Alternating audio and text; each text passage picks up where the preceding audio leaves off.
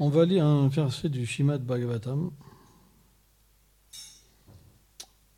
verset 11, 29.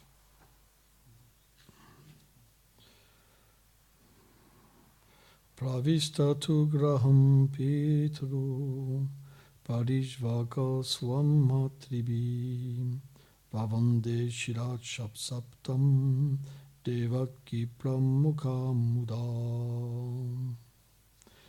Entrant dans la maison de ses parents, il fut étreint par ses mères, mené par Devaki. Puis, il offrit ses respects avec joie en courbant la tête. Commentaire. Srila Vishwanath Chakravarti Thakur explique que Vasudeva, le père de Krishna, avait 18 femmes, dont Devaki, sa mère naturelle. Les autres portaient à Krishna la même affection maternelle, et il les considérait toutes comme ses mères.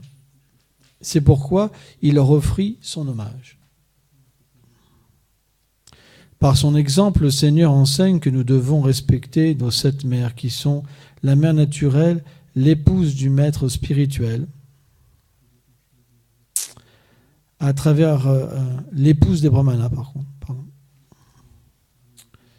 Il y a des parenthèses. L'épouse du roi, la nourrice et la vache. Or, les sœurs de Devaki se trouvaient être les épouses de Vasudeva, donc ses mères. Le père est aussi considéré dans les Écritures comme l'un de nos maîtres spirituels. Om Agana Timilandasya Gyanam Jaram Shalakaya Shakshuru Meditam Jena Taismei Shigolave Namaha Namaum Vishnupadaya Gauranga Prestaya Rupini Shibhakti Vibhudahe Bebanete Namine Namaum Vishnupadaya Gaura Prestaya Bhutali Shrimad Bhakti Pramodaya Puri Goswamiti Namine Namaum Vishnupadaya Krishna Prestaya Bhutali Shrimate Bhakti Vedanta Swamiti Namine Namaum Vishnupadaya Krishna Prestaya Bhutali Shrimate Bhakti Rachaka Shiladev Goswamiti Namine Namaum Vishnupadaya Krishna Prestaya Bhutali Shrimate Bhakti Siddhanta Sarasvati Namine Shai Shri Brahma Madhva Sarasvat Sampradaya Ki Jai.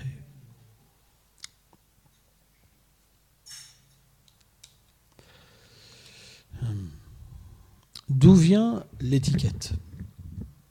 Le respect. Par exemple, dans un monde, même comme le nôtre, il y a des sanctions par la justice si vous n'avez pas le bon respect. On ne peut pas faire n'importe quoi. Parce que sans ça, il n'y aura pas d'harmonie. Et l'harmonie est notre but à tous. Parce que quand il n'y a pas d'harmonie, on souffre. C'est pour ça que Narada Muni explique qu'un jeune devrait respecter un ancien. Et un ancien devrait donner sa miséricorde à celui qui est plus jeune. De cette manière, l'harmonie est possible. Sans ça, c'est impossible. Toute communauté doit être gérée par cette loi. Si quelqu'un est plus aîné, on doit lui offrir le bon respect. Et on voit que ce respect, originellement, il existe dans la demeure du Seigneur, que le Seigneur lui-même pratique ce bon respect. Qu'est-ce qu'a fait Krishna? Bien que Krishna est l'origine de Srimati Radharani, ou est-ce que l'origine serait Srimati Radharani? Parfois même Radha se pose la question, est-ce que tu es mon origine ou je suis ton origine? Nul seul le sait. Mais on va dire comme ça, pour plaire à Radharani, que Krishna est l'origine de Radharani. Et puis certains textes expliquent que Krishna l'a fait apparaître de son côté gauche.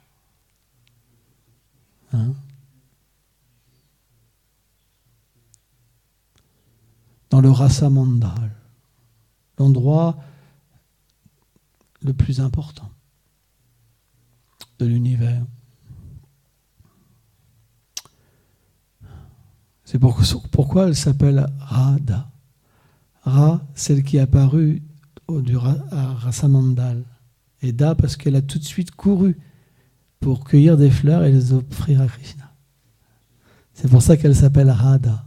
Ça, c'est une des centaines d'explications du nom de Radharani. Moi, je ne suis pas un érudit. Je sais que mon Guru Maharaj, lui, est un érudit. Donc, s'il était là, il vous aurait donné une demi-heure d'explication. Mais moi, je peux juste vous donner 5 secondes. Hein? Mais l'important, c'est de le faire avec conviction que ça plaira à Gurudev, à nos maîtres spirituels. Même cette petite phrase, si elle est faite sans vouloir acquérir de l'orgueil à une position, alors elle peut être salutaire, pleinement salutaire. Radha. Et Radha est le centre. Non, je ne veux pas tout de suite aller là. Donc Radha est l'origine de toutes les formes féminines, selon le Chaitanya-charitamrita. Krishnas Kaviraj Goswami explique ça. Donc quelque part, les mères de Krishna, elles ont l'origine de Krishna. Donc dans un point de vue du tattva, de la vérité, elles devraient lui offrir leur hommage, puisqu'il est la vérité suprême et absolue.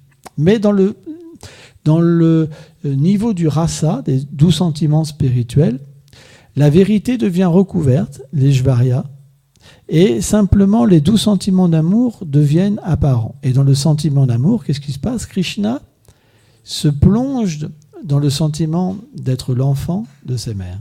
Et naturellement, qu'est-ce qu'il fait? Il va toucher leurs pieds pour avoir leur bénédiction. Et les mères vont bénir Krishna.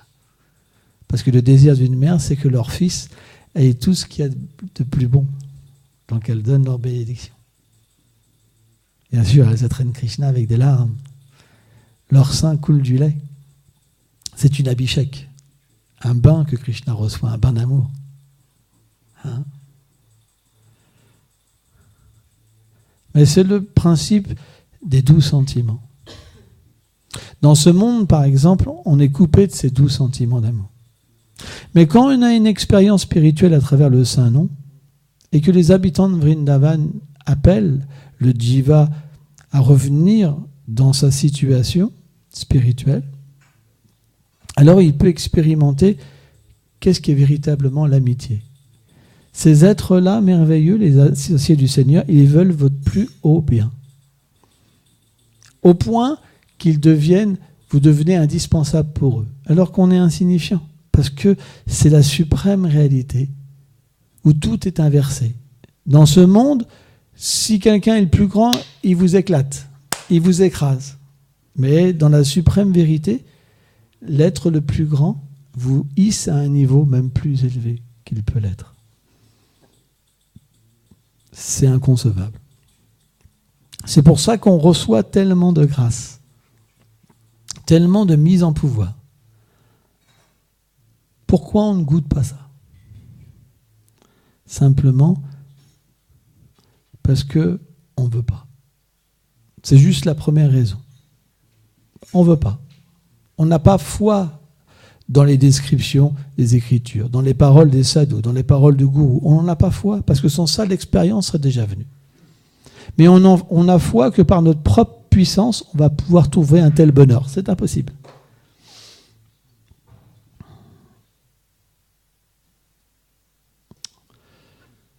Donc, Radharani est le centre des activités, le centre de l'amour de Krishna, le centre de ses pensées.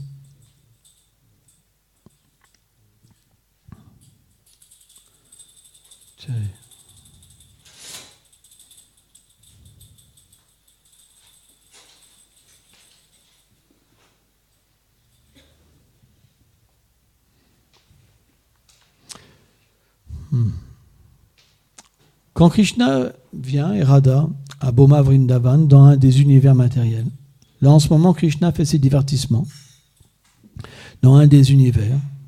Quand il a fini ses divertissements, c'est comme le soleil se couche et il réapparaît dans un autre univers. C'est pour ça que bien que les divertissements dans le monde matériel, ils ont une durée, en même temps ils sont considérés comme toujours manifestés parce qu'ils apparaissent toujours dans notre univers.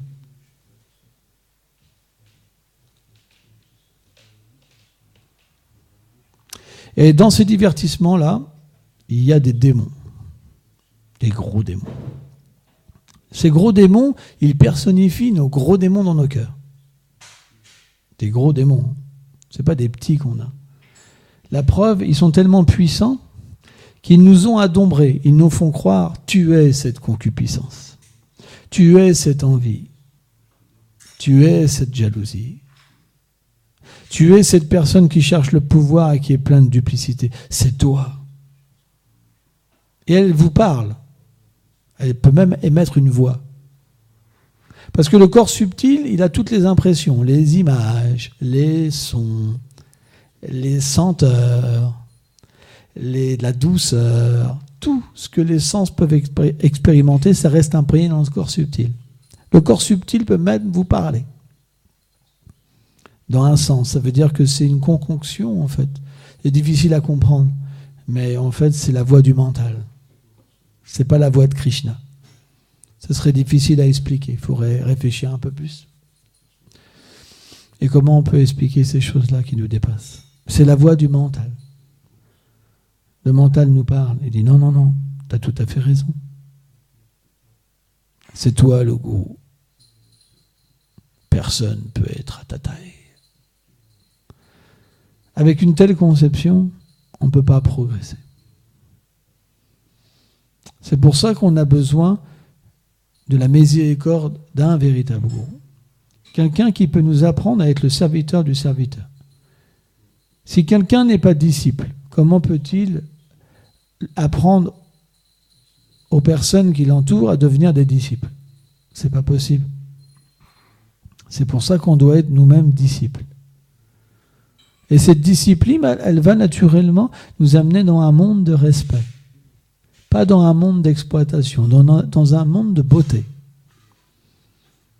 Dans un monde où on va pouvoir voir aussi qu'est-ce qui n'est pas beau. Quand un gros anartha va venir, un gros monstre, on va pouvoir voir la différence entre la beauté et le monstre. Et on va pouvoir arrêter de penser que c'est nous le monstre. Donc, dans un fameux lilas du Seigneur suprême, divertissement, il y avait un gros démon qu'on appelait Arista. Aristasura, le démon Arista. Et il avait été envoyé par Kamsa pour tuer Krishna. Le Srimad Bhagavatam explique qu'il était tellement grand que sa bosse, ses cornes et sa queue, elle chassait les nuages. Et il faisait un bruit terrible. Il était vraiment en colère. Il tapait le sol, ça faisait tout trembler. Il s'est mis à courir, à tout casser. Les êtres, même de Vrindavan, ont tellement eu peur que les vaches et les femmes ont fait des fausses couches. Et donc, ils ont pris tous refuge en Krishna. Et quand Krishna a vu ce monstre, vraiment, je sais pas, imaginez-vous que la bosse a touché les nuages. On ne peut pas imaginer la peur de rencontrer une telle personne. C'est pas possible. C'est pas possible. Même dans un rêve, ça serait pas possible de rencontrer quelqu'un comme ça. Il n'y a que dans les divertissements de Krishna que ça va manifester.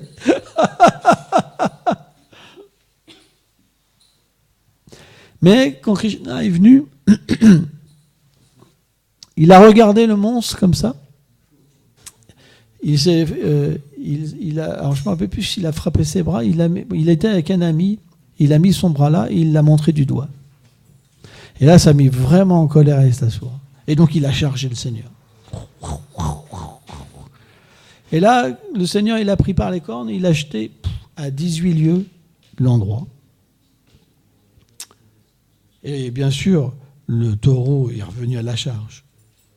Krishna l'a pris par les cornes, il l'a mis au sol, il a commencé à le frapper à coups de savate, à coups de pied. Paf, paf. Comme on tape un linge sale. Vous savez, dans le temps, avec les bouts de bois, il tapait les linges sales. Et après, il a cassé une de ses cornes et il l'a achevé avec sa propre corne. Le taureau, il a remué, déféqué, vomi, il a quitté son corps.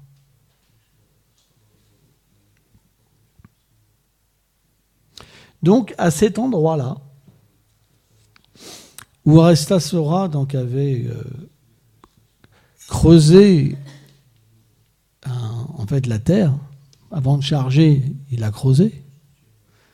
Ça a donné un lieu avec un divertissement particulier. En fait, un jour, Krishna, il voulait approcher les gopis. Et en fait, les gopis, elles ont une opposition naturelle pour augmenter les divertissements du Seigneur. Par exemple, quand vous voulez quelque chose, mais que vous n'y arrivez pas, vous le désirez encore plus. Donc c'est un principe pour augmenter l'avidité et l'amour. Donc les gopis ont dit, ne nous touche pas. Surtout pas. Tu es contaminé. Tu as tué un taureau. Tu as tué un taureau. Et il faut que tu expies ton péché. Ne touche pas, surtout pas. Ouh. On peut imaginer une ambiance très rigolote, avec des rires, avec des vraiment... Hein. Et donc Krishna, il a fait, qu'est-ce que je dois faire pour me purifier? Et donc Radharani a dit, tu dois te baigner dans tous les lieux saints pour expier une telle péché. Tu n'as pas le choix. Il n'y a que par ça que tu peux devenir pur. Et Krishna a dit, mais je ne vais quand même pas faire tout l'univers entier pour me baigner dans tous les lieux saints. Je vais faire venir les lieux saints ici. Et donc, il a tapé son talon. Et ça a fait tout de suite un étang. Et il a appelé toutes les rivières saintes qui sont venues en priant et qui sont venues dans son coude. Et là, donc, il s'est baigné et il dit, voilà, maintenant je suis purifié. Et est-ce que vous voulez, vous aussi, vous baigner dans mon coude? Et là, il a dit, oh là là, ton coude, il est simplement pollué par le péché d'avoir tué un taureau, un horrible péché. Surtout pas. Je vais faire mon propre coude avec mes gopis, avec mes milliards de gopis, qui sera beaucoup plus beau que le tien et pur. On va creuser avec les mains et on va aller chercher de l'eau au Manasi Ganga. Et donc, ils ont commencé, donc, de la petite empreinte d'Aristasura, ils ont creusé avec leurs mains et leurs bracelets. Et ils ont fait en très peu de temps, en 1 heure, un joli coude. Krishna était vraiment émerveillé de leur travail. Et là, ils ont pensé donc aller chercher de l'eau Manasi Ganga. Et là, les lieux saints, les rivières personnifiées, elles sont devenues très tristes quelque part. Et Krishna donc les a regardées et elles sont apparues sous une forme personnifiée de tous les Tirthas réunis. Et elles ont prié chez Radha. Parce que Radha ne voulait pas les engager. Elle dit, oh Radha, même Brahma, même les Védas ne connaissent pas ta position. Personne ne peut te servir. S'il te plaît, sois miséricordieuse envers nous et comble notre désir. Et Radha a dit, quel est votre désir? On voudrait venir dans tes eaux. Radha a dit, d'accord.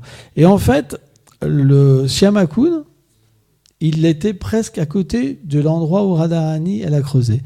Et en fait, le Shyamakund, les fleuves sacrés ont percé l'endroit en fait qui séparait les deux, et ils se sont déversés dans le Radhakund.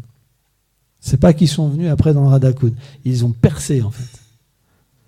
Par exemple, ils ont fait un dessin animé, et c'est pas la réalité. Parce qu'ils disent que tous les Tirthas sont sortis, après ils ont été dans le Radhakund. Mais c'est pas comme ça.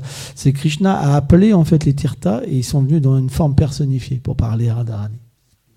C'est ça qu'explique Vishwanath Chaitanya Thakur. Et c'est seulement après qu'ils ont percé la paroi pour raccorder en fait les deux kunds. Et à ce moment-là, Radharani, elle a dit que Krishna a dit que son kunde, il serait le plus fameux. Et il serait le théâtre de ses divertissements. Il prendrait beaucoup plaisir à se baigner dans ses eaux. Et Radharani et ceux qui se baignaient dans ces eaux du Radhakund lui deviendraient donc chers. Et Radharani a dit, de même, ceux qui se baignent dans le Shyamakund me deviendront chers. Donc on peut, c'est difficile à expliquer, parce que les gens offrent plus de prières au Radhakund qu'au Shyamakund. Pourtant Radharani, elle a dit que ceux qui prient le Shyamakund me deviennent chers. Et Krishna a dit, ceux qui prient le Radhakund me deviennent chers. La réalité, c'est que Radharani, elle veut que tous deviennent chers à Krishna. Et les dévots, naturellement, ils sont plus attirés par Radharani que par Krishna. C'est un principe, parce que Radharani, c'est celle qui engage les êtres dans le service de Krishna. Sridhar Maharaj explique que Radharani, c'est la miséricorde. Krishna, c'est la justice. Krishna, il faut une qualification. Radharani, elle est miséricordieuse. C'est pour ça que, naturellement, notre cœur est plus attiré par Radha que par Krishna. Parce que c'est une fonction naturelle du cœur d'être attiré par la miséricorde. Même matériellement, si on ne parle pas de miséricorde, on va parler de fainéantise. Les gens matérialistes, ils préfèrent aller vers quelque chose de facile à faire que quelque chose de compliqué. Même matériellement, ça existe. Bon, au niveau spirituel, c'est la même chose. Pourquoi aller vers quelque chose où il faut une grande qualification pour l'avoir, alors qu'on n'a pas de qualification? Donc on va naturellement là où il y a de la miséricorde. C'est un principe naturel.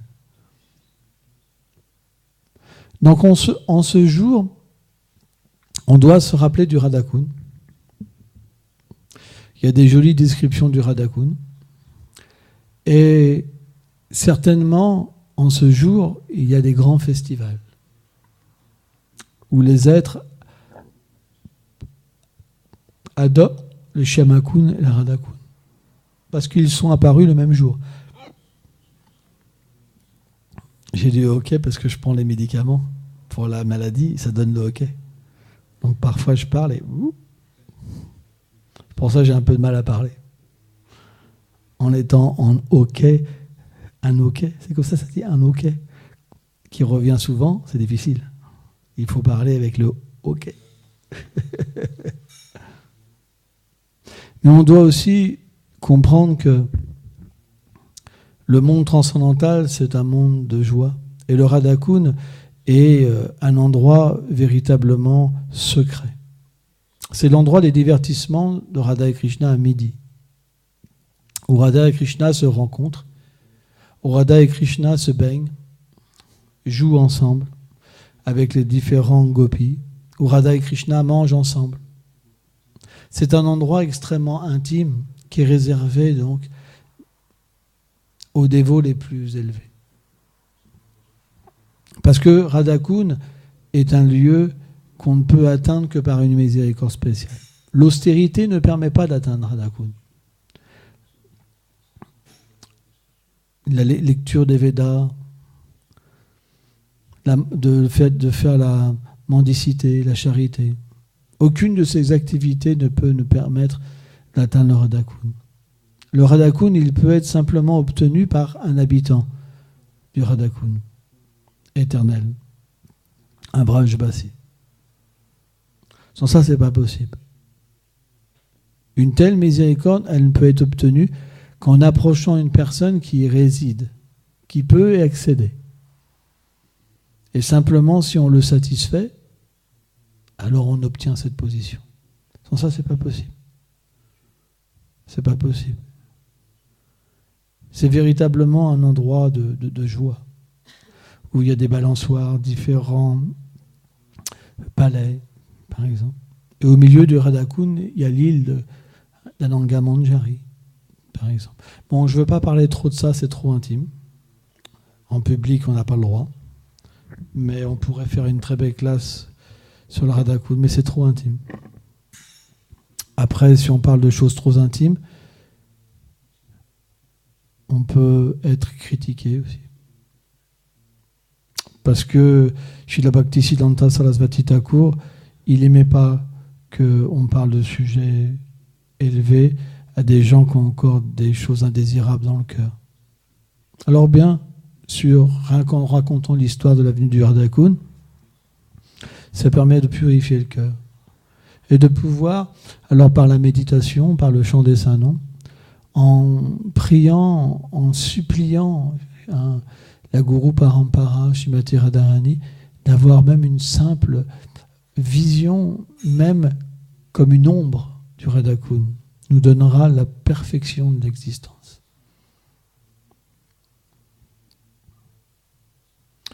On a de l'eau du Radakun qu'on mettra sur la tête. Et de cette manière-là, avec ce souvenir, on va pouvoir progresser. Shri Krishna nous enseigne le bon respect. C'est tellement important. L'expérience du Saint-Nom, quand le Saint-Nom s'éveille et que nous pouvons entrer en contact avec les divertissements du Seigneur, alors naturellement, on perd cette nature à se défendre. Dans le monde matériel, on pense qu'on a un rôle, on pense que notre situation est véritable, donc on se défend. Il a osé me parler comme ça, il est mon mari, pourquoi il critique mon mari? Une femme va prendre parti de son mari, un homme va prendre parti de sa femme, une religion va prendre parti contre une autre religion, constamment. Mais l'expérience du Saint-Nom va nous amener dans une conception qui est différente, qui est l'harmonie et l'amour. Donc automatiquement, avec cette expérience, on désire délaisser le monde du pouvoir, le monde où on se défend tout le temps. Et aussi quitter ces discussions inutiles, prajalpa, où on critique les autres. Parce que finalement, quand on prend refuge du prajalpa, la vérité s'en va. Quand on critique quelqu'un, la vérité s'en va. Parce qu'on critique ce qui est illusoire, parce que l'âme est pure. C'est pourquoi on ne peut pas avoir deux sons de cloche. Si on veut progresser dans la réalité, dans le bhajan, on doit délaisser ce qui est inférieur. Parce que si on fait cet effort-là, le Saint-Nom viendra nous reprendre. Il reviendra nous reprendre. Il y aura une méditation intérieure qui va se manifester dans notre cœur sur notre forme éternelle et notre service éternel. Sans ça, ça n'apparaîtra jamais dans notre vie. On aura juste un habit blanc, on adorera les mortimes, mais on ne comprend rien. On a juste une conscience de ce qu'on voit, avec le mental, l'intelligence, nos impressions passées. Mais si notre attitude, elle est bonne quand on chante, l'expérience spirituelle vient, et si on change d'attitude dans notre vie, elle vient nous chercher. Et là, automatiquement, graduellement, il y a un service constant qui s'installe au niveau du cœur. Ça veut dire qu'on a deux entités. Une qui est à Vrindavan et une qui sert dans ce monde. La mission des Acharyas. C'est de cette manière-là qu'on doit vivre. C'est ce qu'on appelle l'Uttam Adhikari. Le Madhyam, c'est la transition. Kanishta, il n'y a que le service externe. Le premier niveau de dévotion. Il n'y a que le service externe. Ça veut dire on chante, il n'y a rien qui apparaît, mais on chante. On va adorer les mortis, mais il n'y a rien qui se passe. Madhyam, ça commence. Mais l'attitude n'est pas parfaite. Mais graduellement, plus on va progresser, et plus cette méditation va venir au fond de nous, cette révélation, et plus l'intelligence va venir. Krishna va nous donner l'intelligence. Bhakti Devi va nous donner l'intelligence pour nous faire comprendre qu'on ne peut pas séparer la bonne attitude d'une continuation de méditation sur Vrindavan. Vous comprenez? Et automatiquement, graduellement, ça s'installe. Et on commence à devenir un vrai dévot. Ça veut dire qu'on commence à devenir un disciple, finalement. Ça commence là, véritablement, le disciple. Avant, il y a une certaine désir de reconnaissance. Mais à ce niveau d'existence, même si le gourou nous châtie, même si tout le monde nous châtie, ça ne nous dérange pas. Parce que ce qui compte, c'est l'expérience. Notre service éternel. On est prêt à tout accepter.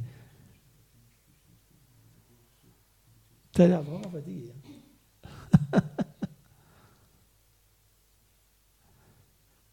Donc, graduellement, le sommeil ne deviendra plus un problème. Parce qu'on a une expérience différente que des trois gunas qui nous recouvrent. On devient graduellement libéré et situé dans la vertu, puis enfin libéré et atteindre la pure vertu. Donc au début, naturellement, on a envie de dormir. Au début, naturellement, on a envie de se défendre, on est en colère. Mais ce qui est malheureux, c'est que ça nous empêche d'avoir la méditation, notre mauvaise attitude.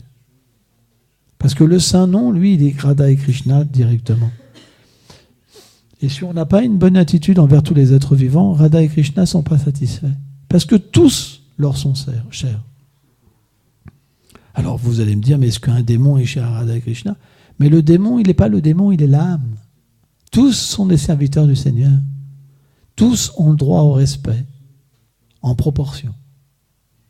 Bien sûr, un démon, on donne notre respect à l'âme, extérieurement, on s'en va.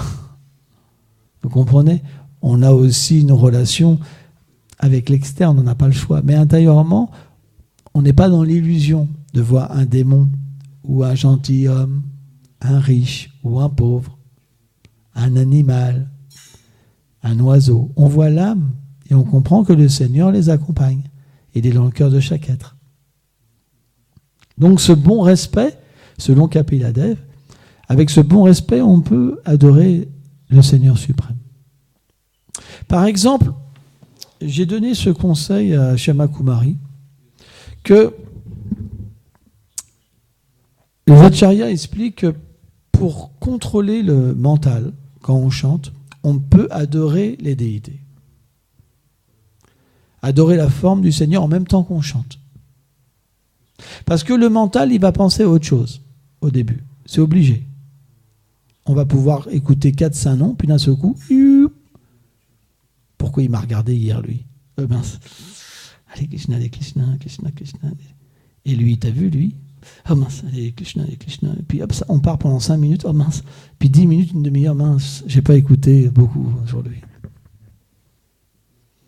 Et puis, quelque part, être inattentif, c'est une grande offense, parce qu'on s'adresse au Seigneur, mais on pense à autre chose. Imaginez-vous si quelqu'un vient vous voir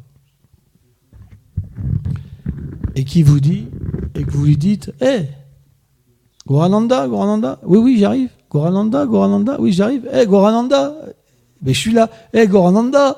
Je dis, mais il est fou ce gars-là. Il m'appelle, hein, il me provoque, il se moque de moi. Hein. Il sera en colère, Gorananda. Il se provoque. Hein. C'est pas une bonne attitude. Alors pourquoi on fait ça ? Parce qu'on est tellement fiers de nous. C'est la fierté qui nous empêche de pouvoir écouter, parce qu'il n'y a pas d'humilité. Donc pour remédier à ça, on peut engager le mental. On peut adorer le Seigneur. Padyamarga, Machamanyam, Madhuparka, etc. On peut baigner le Seigneur avec tellement de choses, tellement merveilleuses. Un abhishek tellement merveilleux. Et là, vous allez voir que comme l'adoration du Saint-Nom et l'adoration de la déité, c'est un, vous allez voir votre mental qui sera contrôlé, vous allez voir que le Saint-Nom va vous révéler l'atmosphère, l'adoration en fait, comme elle doit être faite. C'est une expérience merveilleuse. Ou aller sur le Dham, faire le parikrama. Narayana Maharaj expliquait ça. On doit pouvoir engager le mental pour pas qu'il se disperse. Et à ce moment-là, qu'est-ce qui se passe ? Haridas Thakur, il dit, la forme combinée du Seigneur et du Saint-Nom vont révéler les attributs du Seigneur. Et après, c'est divertissement. Prenez votre chance de progresser dans le Saint-Nom. Ne soyez pas comme des gens qui comprennent rien et qui répètent la même erreur tous les jours sans se poser de questions. L'animal, par exemple, il fait la même chose tous les jours, il ne se pose jamais de questions. On ne devrait pas être comme des animaux. On devrait avoir des armes pour sortir de cette condition matérielle. C'est pour ça qu'on doit amener dans notre champ la méditation. Parce que l'écoute, elle est possible qu'à un certain niveau. Aruchi. Quand le goût s'éveille, alors on est naturellement attracté par le Saint-Nom. Le mental, il ne peut plus rien penser d'autre. Mais c'est un stade déjà élevé du service de dévotion. Quand Rupa Goswami dit « Je désire des milliers de bouches, des milliers d'oreilles pour écouter », ça c'est le stade où le Saint-Nom commence à s'éveiller, se révéler. Il y a un tel nectar qu'on devient complètement, on oublie tout. Parce que tout est inférieur, donc tout disparaît. C'est le stade de Ruchi, le plein Ruchi. Et après, de ce goût, le divertissement du Seigneur commence à apparaître comme une ombre, et de plus en plus, de plus en plus.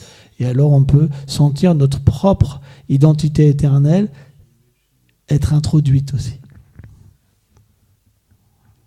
Donc ça, c'est des stades supérieurs.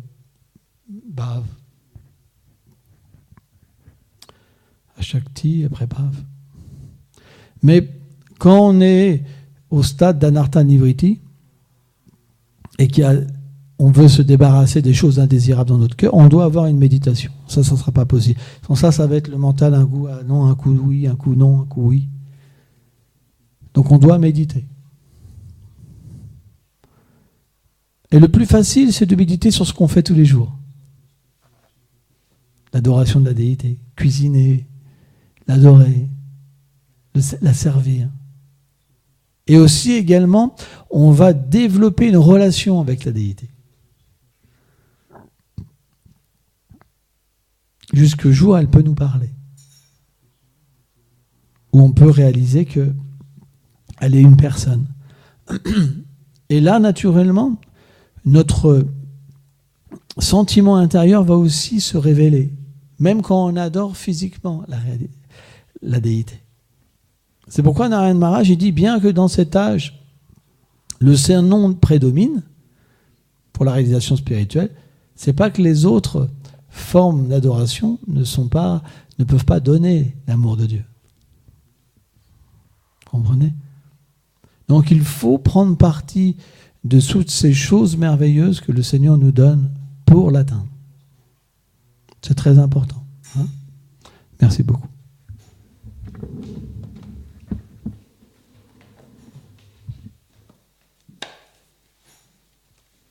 Voilà, c'est la souffrance de Ramanda. C'est le. Quand je reste assis trop longtemps à côté, après ma jambe ne peut plus bouger.